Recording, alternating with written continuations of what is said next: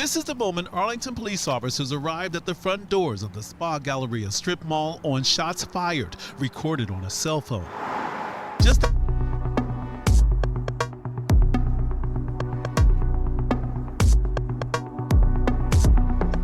she fired several shots, striking Austin in the chest area. The one who pulled the trigger? His ex-girlfriend, and the mother of his child. Timon Michelle Williams, armed, angry. He came in for a haircut, but he never made it out alive. William Todd Austin, a 37-year-old entrepreneur, father and credit expert, was gunned down in cold blood right there in the barber's chair. The one who pulled the trigger? His ex-girlfriend, and the mother of his child. Timon Michelle Williams, armed, angry, 2 lives lost, a child left behind, and a community left in disbelief. This is the devastating true story of ambition, obsession, and the moment that silenced a rising star. You're watching Twisted Women. Subscribe now, because stories like this aren't just shocking, they're warnings. They say the good ones are always taken too soon. But what happened to Todd Austin wasn't just tragic, it was personal. William Todd Austin wasn't flashy. He didn't go viral. He didn't beg for likes or clout. But in Arlington, Texas, he was known, respected, and by the people who really followed his story, he was something else entirely. He was proof that you could come from nothing and still rise. At just 37 years old, Todd had built a 6-figure business from the ground up. His company, Credit Champs, helped thousands of people rebuild their lives, not with handouts, but with knowledge. He taught credit. He taught discipline. He taught people how to take control of what the world said they could never fix. People didn't just pay him for results. They listened to him because he spoke with conviction. On Instagram, he called himself the Credit Champ. But to his community, he was more than that. He was a teacher, a motivator, a blueprint. Every day, he posted something to inspire. You are one decision away from changing your bloodline. The system wasn't built for us, but that doesn't mean we don't learn how to beat it. Build it so your children won't have to recover from your silence. And if you thought he was just all talk, think again. Todd wasn't in the clubs. He wasn't chasing trends. He was chasing legacy. He had a son, a little boy. He talked about constantly, not for likes, not for attention, but because for Todd, being a father was the mission. He didn't just want to provide, he wanted to transform the path for the next generation. He often said, "I'm not building a business. I'm building something my son can inherit." He had every reason to be excited about the future. Clients were returning. New contracts were coming in. He was working, focused, getting stronger, and cutting off anyone who didn't match his energy. But not everyone liked the version of Todd that was moving forward. There was one person, one chapter from his past, that couldn't be erased so easily. She hadn't let go. And the more he pulled away, the more unstable things became. And that's where this story shifts. From inspiration to obsession. They say co-parenting takes maturity. But when love turns into resentment, and resentment turns into obsession, what you're left with is a time bomb. Timon Michelle Williams wasn't just Todd Austin's ex. She was the mother of his child. And at one point, she had been the woman he trusted with his heart and his future. For years, their relationship had been off and on. The kind of bond that felt more like a cycle than a connection. They weren't married, but they were tied in the deepest way possible by a child. People close to them said it wasn't always toxic. In the early days, it looked like love. 2 ambitious people trying to make something work. Building a family, sharing responsibilities. But over time, something changed. Arguments started becoming louder.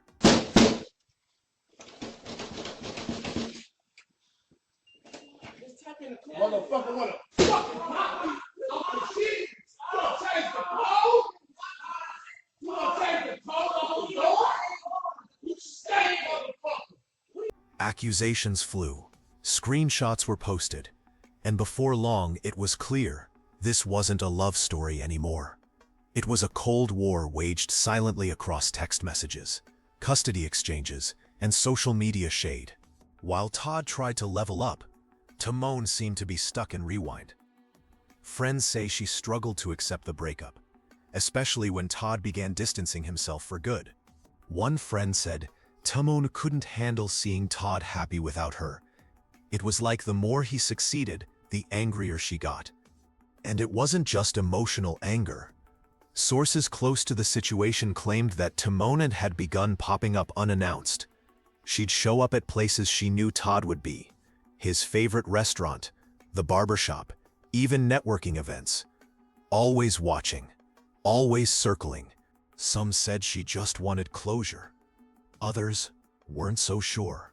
Todd never posted photos of new girlfriends. He didn't brag about dating.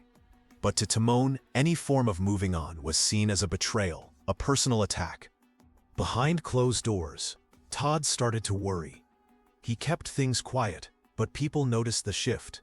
He seemed more guarded, more private. One friend said, Todd wasn't scared of many things. But he told me once, straight up, he didn't know what Timon was capable of.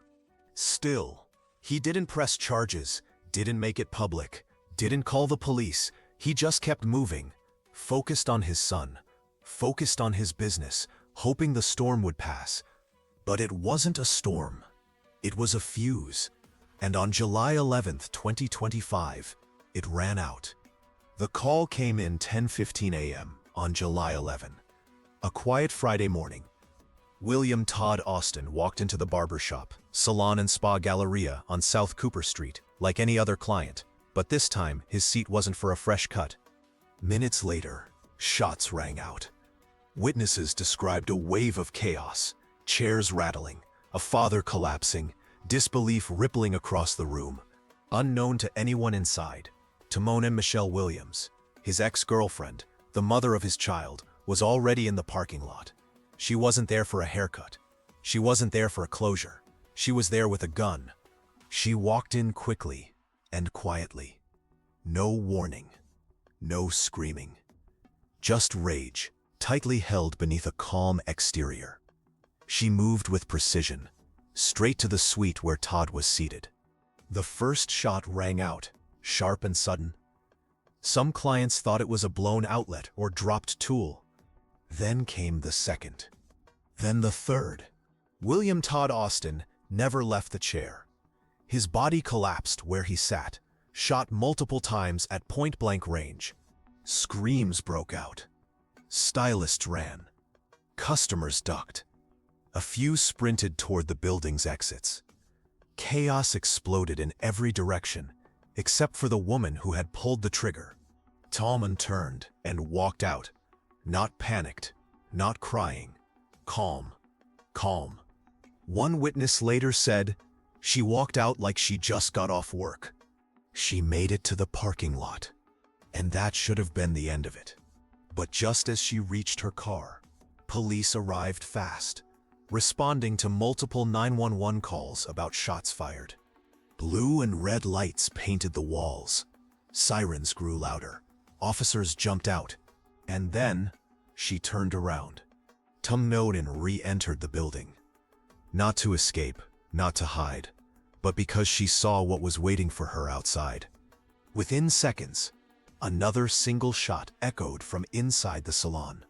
This one wasn't meant for anyone else. By the time officers reached her, she was still alive, but barely. Medics rushed her to a nearby hospital, but by that afternoon, she was gone. Todd was pronounced dead at the scene. Timon died hours later. It was over. 3 bullets for him, 1 for herself. All inside a business that had just opened its doors for the day. No one else in the salon was physically injured, but emotionally, that's another story. The police were quick to confirm. This was a targeted, domestic-related incident. Not random, not gang-related, not workplace violence. It was personal. A fatal decision that ended 2 lives in broad daylight, with a child now left to grow up without either parent. And all of it, every second of it, over before most people had even finished their morning coffee. By 3 p.m., the Arlington Police Department held a press conference confirming what many had already feared. This wasn't a robbery. This wasn't mistaken identity. This was targeted. A murder-suicide, domestic in nature. They confirmed that William Todd Austin and Timone Michelle Williams had once been in a romantic relationship, and that they shared a young child together. But while their relationship had ended months earlier, something about it had never truly been over. Investigators dug into their backgrounds. On social media, there were no threats, no big blowouts. Todd's page was full of business advice and pictures with his son. Timone's accounts were mostly quiet. But privately, friends said the story was different. One source close to Todd told police that things had gotten uncomfortable in the months leading up to the shooting, that Todd had begun limiting contact with Timone, that he didn't trust her temperament. He never said he feared for his life, but he also didn't feel safe alone around her. There were no restraining orders, no police reports, just distance. Timone, on the other hand, had reportedly taken the separation hard. She felt abandoned, replaced, forgotten. And in the days leading up to the shooting, she had grown increasingly quiet, withdrawn, angry, unreadable. Police say there was no known custody battle, no financial lawsuit pending. But jealousy doesn't need paperwork. Investigators believe the motive came down to control, a sense of entitlement, a deep-seated belief that if she couldn't be in his life, no one else could. It wasn't about justice. It wasn't about safety. It was about power. And the moment she felt she no longer had it, she pulled the trigger. And then pulled it again. By the end of the day, police had ruled it a murder-suicide. There were no other suspects, no manhunt, no mystery. But what remained was a deeper, darker question. Why didn't anyone see this coming? They say hindsight is 20/20. But in cases like this, hindsight feels like punishment.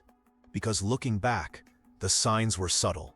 There were no police reports, no public blow-ups, no viral threats, just a man trying to move on, and a woman who couldn't let go. We often imagine domestic violence as loud screaming matches, bruises, restraining orders. But sometimes it's quiet. Sometimes it looks like someone sitting silently in your lobby, or an ex who won't stop texting, or someone who says, "If I can't have you, no one will." Timone Michelle Williams wasn't a stranger to Todd Austin. She was the mother of his child, someone who once shared his home, his family, his dreams. And maybe that's what makes it even more terrifying. Because this wasn't about a stranger breaking in. This was about trust misplaced. This was about proximity abused. If you take anything from this story, let it be this. Domestic violence doesn't always look the way you think it will. It doesn't always announce itself. It doesn't always hit you first. Sometimes, it just walks through the door. If you're in a situation that feels off, where someone you once loved is starting to feel dangerous, listen to that instinct. Document it. Tell someone. Don't wait for it to get serious. Because by then, it might be too late. Todd didn't die in the streets. He didn't die in a back alley. He died in the one place he probably felt safest, in the barber's chair. And that should tell you everything you need to know. If this story moved you, if you want more people to understand the signs and dangers of intimate partner violence, please like this video, subscribe to Twisted Women, and share this episode with someone who might need it. Because sometimes, these stories aren't just shocking, they're warnings.